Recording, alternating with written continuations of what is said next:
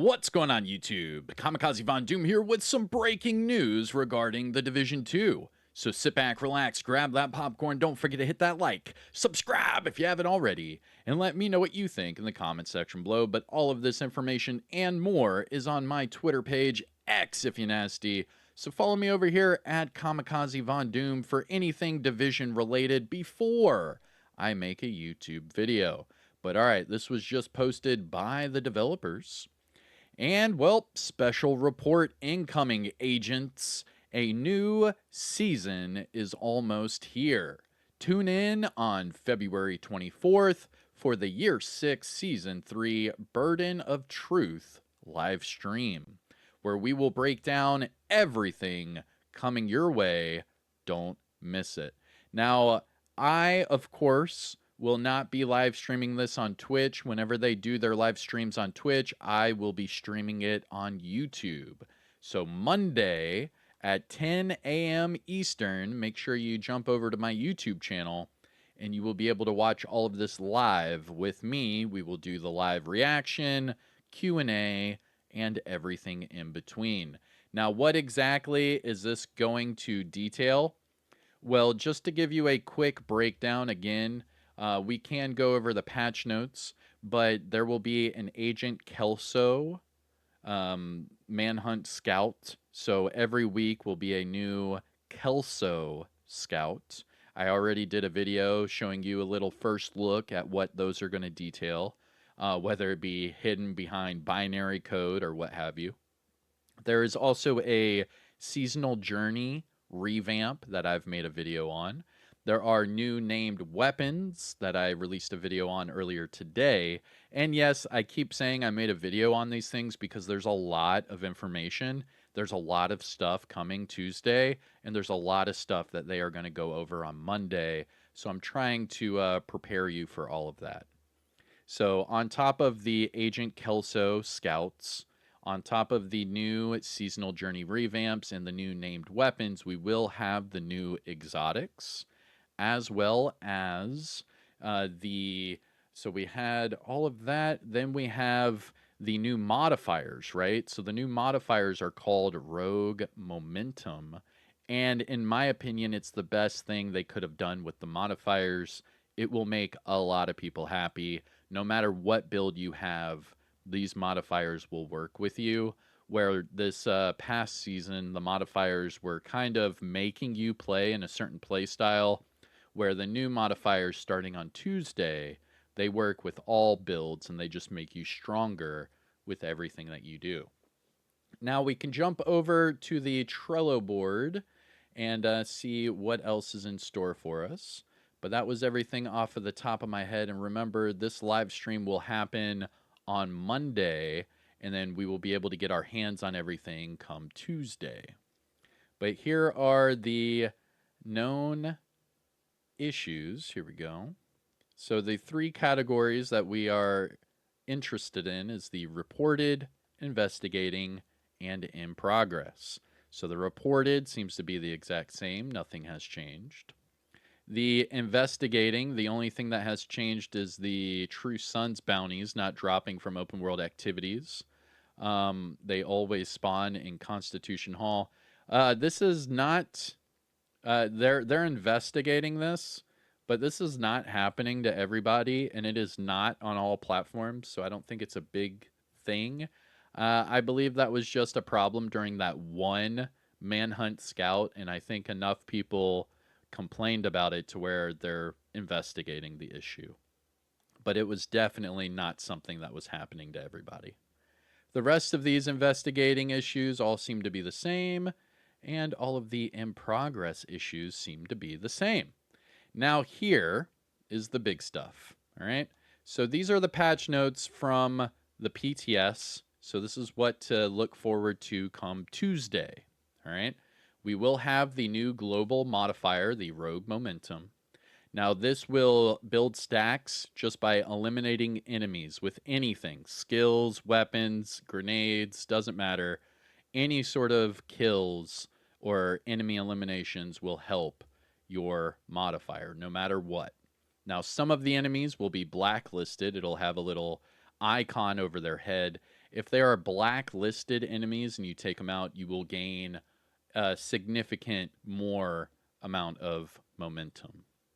Now, all of this is a lot of fun. Highly recommend. I made a whole video breaking it all down. Super fun. These modifiers are a lot of fun. I can't stress that enough. The other cool thing about the modifiers starting on Tuesday is the enemy modifier. Now, yes, I did just say another cool thing.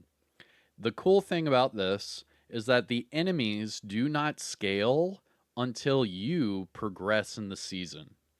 So I believe it's like chapters 1, 3, 5, and 7.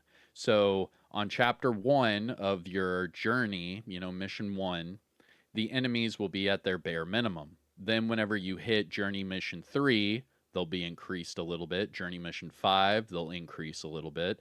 And then journey mission 7, they will be maxed out. So this enemy or hostile modifier is called Frenzy, and the Frenzy will scale once you complete more and more of your journey. So that's pretty cool. I like the way they did modifiers, and I like the way they did the hostile modifiers for this coming update. New things, new exotics. So we broke down the new exotic MP7, and it's called the Oxpecker. So what this does is it gives you the talent Symbiosis. So whenever you're shooting an enemy, your shield will repair itself for 25% of that damage you deal. But your shield is constantly losing health as you have it deployed.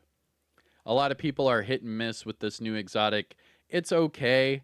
It's an MP7. It's not the best weapon in the game, so it's going to have mixed reviews at best. Next up, we had the Smokescreen Exodus exotic gloves. Now, what this did is every time your armor would break, you would drop a smoke pellet on the ground. It would then, conceal yourself, basically just taking you out of combat for 3 seconds. Nothing crazy, nothing special about it, because as soon as the 3 seconds is over, all of the enemies are shooting you again instantaneously. Not only that, but there's a cooldown 40 seconds, not that great. This exotic was more of like a gimmick. It's a visual thing.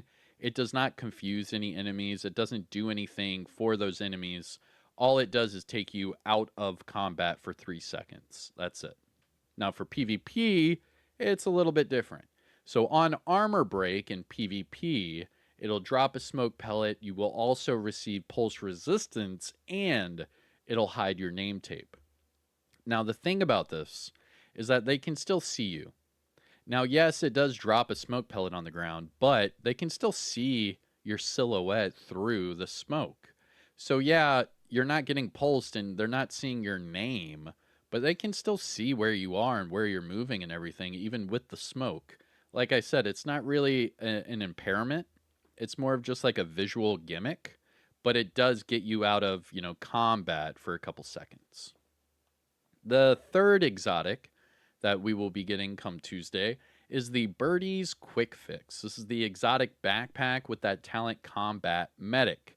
Now, this is that reviver exotic I did a video on a while ago.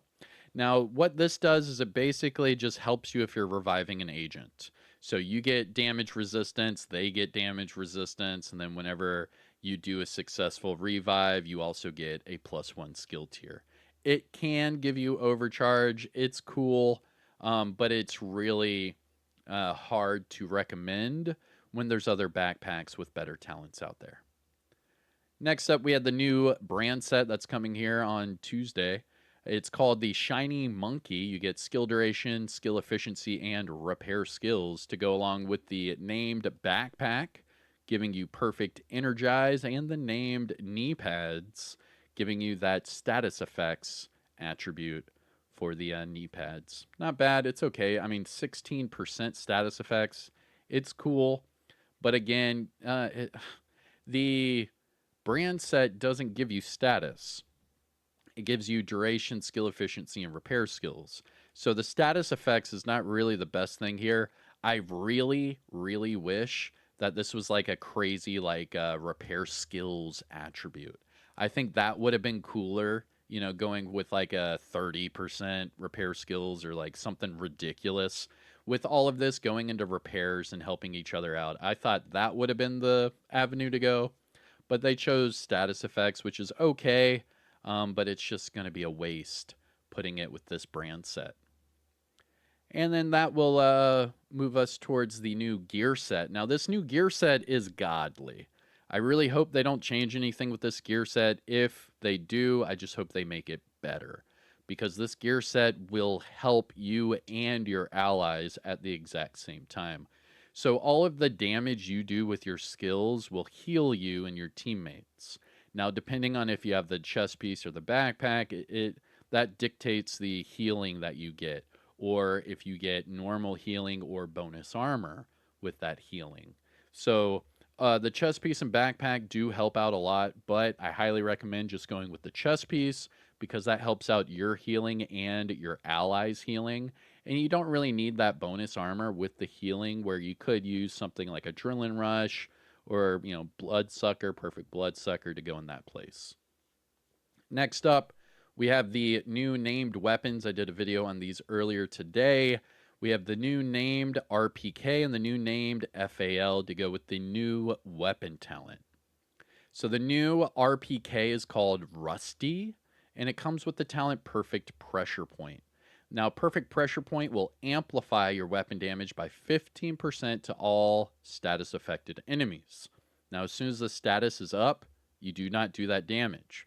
Now, I've already compared this to, say, Thunderstrike, Ignited, Sadist, Eyeless, all of these other talents that amplify your damage to specific status affected enemies, and they all do significantly more damage. However, this is the only one that does a baseline damage to all status affected enemies. So you could run a blind with a bleed, with a burn, with a confuse. You could use all of those together and your weapon would still work. Where if you were to have like a sadist weapon and then you're putting them on burn, you're not getting that amplified damage because they're not under the right status effect. Where this kind of puts them all under the same blanket, and then you can, have that advantage to all status effects. And, well, that kind of goes into the new weapon talent. It's called Pressure Point. So Pressure Point will just amplify your damage by 10% to all status affected enemies. The normal weapon talent is a huge waste. I would never use that. However, the Perfect Pressure Point, maybe, depending on what kind of status effects you're doing. I mean, if you're doing like a crazy status effects vial with like the Banshee pulse, this would be the way to go. But, like I said, if you're going burn, you want Ignited. If you're going bleed, you want Sadist, things like that. But this is a nice little all-in-one type of situation. Going towards the rebalancing, all these are reload speeds. I wouldn't say fixed, but they changed a lot of the reload speeds. Big ones would be like the LMGs. So like the Pestilence, Blue Screen, Iron Lung, those are some big changes right there. Other ones that are pretty decent would actually be the ARs. I mean, look at this. A 2-second reload speed on the capacitor. That's ridiculous. A 1.5 reload speed on the Chatterbox, and that's before your talent. I mean, come on. Ridiculous. All of these rebalancing only show that the Lexington got a slight nerf. Everything else, all it is just reload speed. So everything is just reload speed. They made all the reload speeds better for the most part, except for the Scorpio. Oop, and the lightweight M4. That did not change. Lightweight M4 actually got a buff. The UIC got a buff, and the MK47 got a buff. But everything else is just reload speed, and they increased it. Now, other things to note here, modifiers. Modifiers have been removed from all priority objectives. So you will not have to do priority objectives ever again if you don't want to. However, it is a great source of Season Pass XP. Now, as far as the modifiers, they will all be locked behind your seasonal journey. So that will be the way to get your modifiers, is to just go through your journey. As far as the Season Pass XP bonus, players will receive a Season Pass XP bonus for having seasonal modifiers equipped. So if you have your modifiers on, you're going to get even more seasonal XP.